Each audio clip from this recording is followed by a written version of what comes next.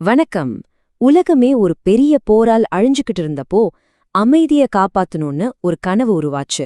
அந்த கனவுக்கு பேர்தான் சர்வதேச சங்கம்.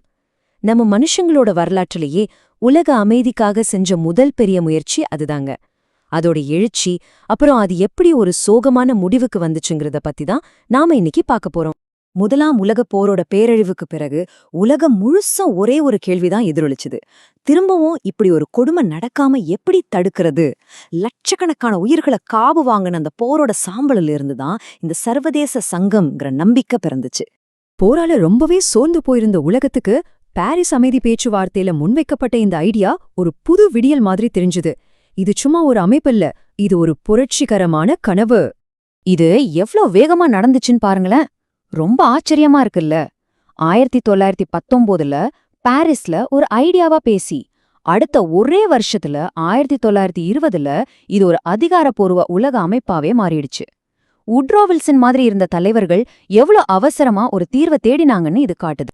ஆரம்பத்துல 42 நாடுகள் தங்களுக்குள்ள இருந்த எல்லா வேறுபாடுகளையும் தாண்டி உலக அமைதிங்கிற ஒரே ஒரு குறிக்கோளுக்காக ஒன்னு சேர்ந்தாங்க. அதுவே இந்த சங்கத்தோட முதல் பெரிய வெற்றியா பார்க்கப்பட்டுச்சு. சரி, இந்த அமைப்பு உருவாயிருச்சு. ஆனா அதோட லட்சியங்கள் என்னவா இருந்துச்சு? அது எவ்ளோ பெரிய விஷயமா இருந்துச்சுன்னு இப்ப பார்க்கலாம். இந்த நோக்கங்களை கொஞ்சம் பாருங்க. ஒரு நாடு இன்னொரு நாட்டோட சண்டை போடாம பேசி தீர்க்கணும். சின்ன நாடுகளோட சுதந்திரத்தை பாதுகாக்கணும். இனிமே உலக போரே வரக்கூடாது. இன்னைக்கு நமக்கு இது ரொம்ப சாதாரணமா தெரியலாம். ஆனா 100 வருஷத்துக்கு முன்னாடி இது ஒரு புரட்சிகரமான சிந்தனை. இதுதான் சர்வதேச சங்கத்தோட இலட்சியவாதத்தோட உச்சம்னு சொல்லலாம்.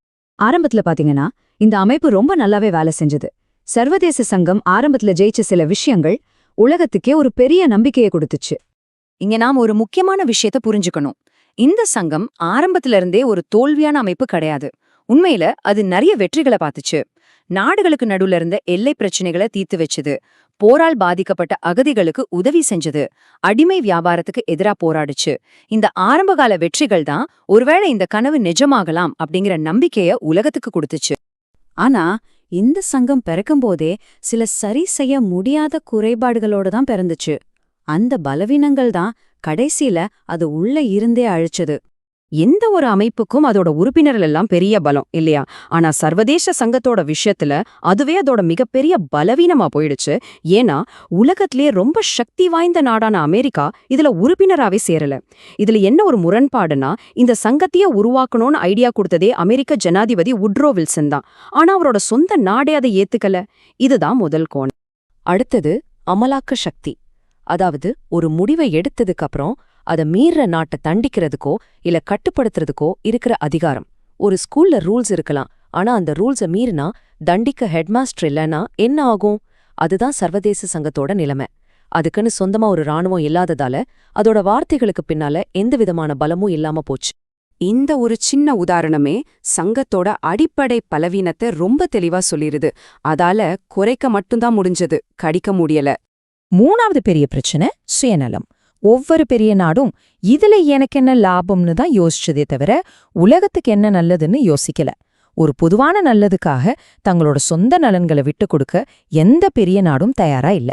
இதனால வெறும் பேப்பர்ல இருந்த ஒற்றுமை நிஜத்துல இல்லாமலே போயிடுச்சு. சரி, இந்த மாதிரி மோசமான குறைபாடுகள் இருந்தப்போ மத்த நாடுகளை ஆக்கிரமிக்கணும்னு நினைச்ச நாடுகள் அதை சோதிச்சு பார்த்தாங்களே, அப்ப என்னதான் ஆச்சு? இதோ சங்கத்தோட முதல் பெரிய சோதனை, மஞ்சூரியன் நெருக்கடி. ஜப்பான் சீனாவோட மஞ்சூரியா பகுதிய ஆக்கிரமிச்சது. உலகமே சர்வதேச சங்கத்தை தான் பார்த்துட்டு இருந்துச்சு. ஆனா சங்கத்தால கண்டனம் சொல்றதை தவிர வேற எதையுமே செய்ய முடியல. இது மத்த ஆக்கிரமிப்பு எண்ணம் கொண்ட நாடுகளுக்கு ஒரு தப்பான சிக்னலை கொடுத்துச்சு. நீங்க விதிகளை மீறலாம், உங்களை கேட்கறதுக்கு இங்க யாரும் இல்லைன்னு.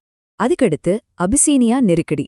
இந்த தடவை இத்தாலி அபிசீனியாவை, அதாவது இன்னைக்கு இருக்கிற எத்தியோப்பியாவை ஆக்கிரமிச்சது.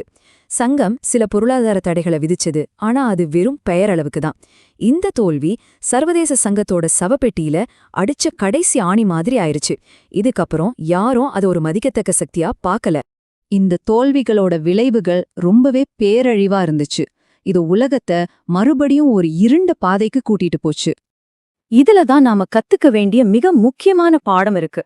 1930கள்ல ஹிட்லர், முசோலினி, ஜப்பானிய ராணுவம் மாதிரியான சக்திகள் வளர்ந்து வந்தப்போ அவங்கள தடுக்க ஒரு உலகளாவிய அமைப்பு இருந்தும் அதுக்கு எந்த சக்தியும் இல்லாம இருந்துச்சு. சர்வதேச சங்கத்தோட தோல்வி ஒரு பெரிய வெற்றிடத்தை உருவாக்கிச்சு. அந்த வெற்றிடம்தான் இரண்டாம் உலகப் போருங்கிற பேரழிவால நிரப்பப்பட்டுச்சு. சர்வதேச சங்கத்தோட கதை வெறும் வரலாறு மட்டுமில்ல, அது ஒரு எச்சரிக்கை. அதோட தோல்வியிலிருந்து நம்ம உண்மையாவே பாடம் கத்துக்கிட்டோமா? அதோட சாம்பல்லிருந்து உருமான ஐக்கிய நாடுகள் சபை அதே தவறுகளை செய்யாம இருக்குதா? இல்லனா வரலாறு திரும்பவும் தன்னைத்தானே ரிப்பீட் பண்ணுமா? இந்த கேள்விகளுக்கான பதில் நம்ம கையில தான் இருக்கு. யோசிச்சு பாருங்க.